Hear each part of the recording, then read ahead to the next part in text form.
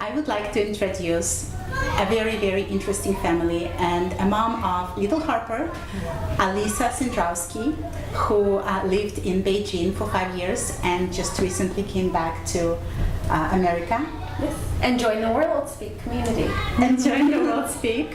And we have a lot of questions for her about life in China and cultural stereotypes and how children are raised in China. So it would be very interesting to hear an opinion of the person who actually experienced all of that.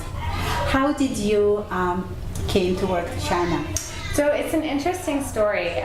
My husband and I were newly married. We lived in New York City, and we had just gotten married. I thought, oh, finally, quiet, settling things down, right?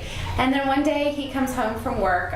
He worked at Fortune magazine as a business and investment writer there, and he goes, "What do you think about China?" And I said, "What do you mean, what do I think about China? You want to go visit there? Great." And he goes, "Well, no, there's an opportunity to become Fortune's foreign correspondent. What do you think about living there?" And my mouth dropped, and I just said, "Whoa." But, you know, I started to think about it, and at the time, I was a journalist too. I worked at the Wall Street Journal, and I thought, oh, this might be a really great opportunity for both of our careers.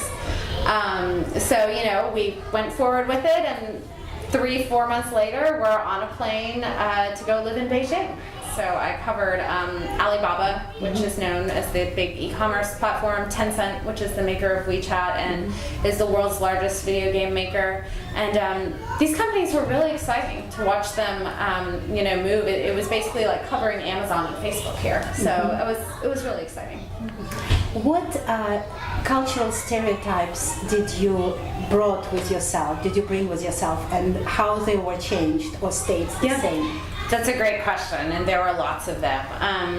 I think one of my biggest stereotypes was just that all Chinese people were the same because of communist rule, because there are so many. I mean, a country of 1.5 billion. I think I thought, you know, they were loud and rude and pushy, and a lot of those changed. It is a giant country, so they do have to be pushy sometimes on the subway, but they're extremely thoughtful, extremely energetic, and just one of the most vibrant cultures out there. Honestly, I think sometimes it makes America look dull. Why? And so, you know, for example, let's take their eating culture.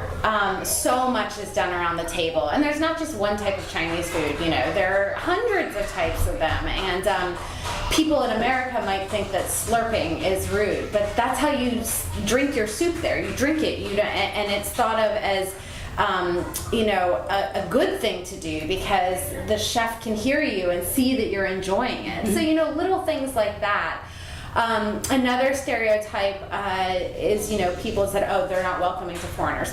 Absolutely not true. I've never met nicer, most hospitable people in my life. Everyone from a little woman in a tea house who invited us in when we were biking through the Fujian province and got stuck in a rainstorm, and she put blankets around us and gave us tea. She didn't know us.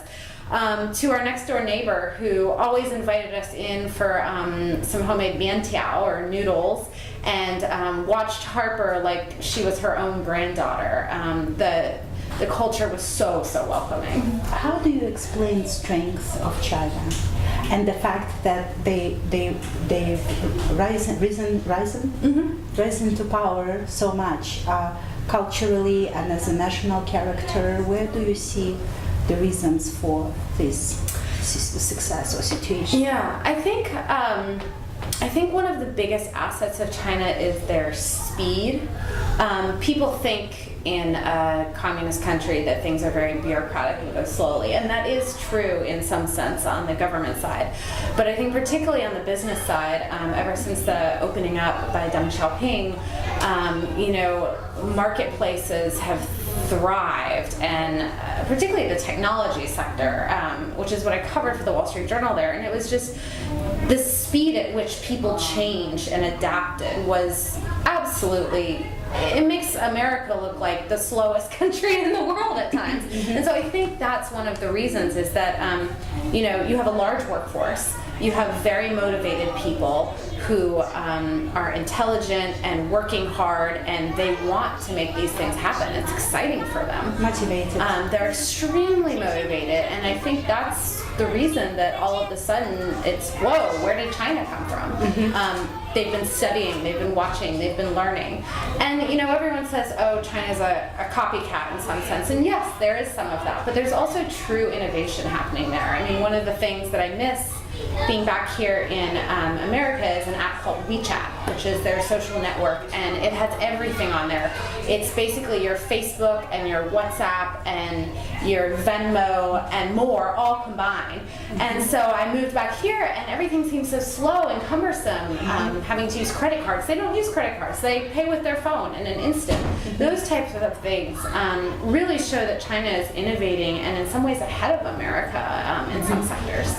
One of the reasons why World Speak has my heart and my soul is because I really would like to build a future where things would be closer to ideal compared to current future in many ways, in understanding, not only speaking languages, but also understanding other cultures, which is very foreign, always foreign and difficult. Yeah. But at the same time has a lot of very unique traits and qualities which, if we adopt, we would be much better, richer, and happier. Absolutely. So I see a lot of things that could be better and different in understanding Chinese and in Chinese understanding Americans. If little Harper, who is very young right now, 20 months old, 20 months old, could have any traditional Chinese character traits, what would you wish for? Well, she already does. So Harper was born in Beijing. We had her there because as we were expats, we ended up living 5 years total there. And our attitude was sort of, we're not going to wait on our life just because we're living abroad. So she was born there in an international hospital. We had a phenomenal experience. She was born in the year of the monkey, and the Chinese horoscopes are huge in China. They set a lot of your personality, your lifestyle, your determination, and I can tell you already, she is a little monkey. She is mischievous, she is active, she is extremely curious. So already I think those traits of China have been influenced on her. I think also the ability to just laugh at things. She had a wonderful ayi or a nanny while we were there who took care of her and taught her just how to really enjoy life, whether it was running around on the streets or watching the little tuk-tuks go by, or as they're called in China, sanluchas. And I think just having a thirst for adventure would be my hope for her. Speaking about development of modern China, where do you see the direction the country is taking as business, technology, social development? What do you see upcoming next in their lives? That's a good question.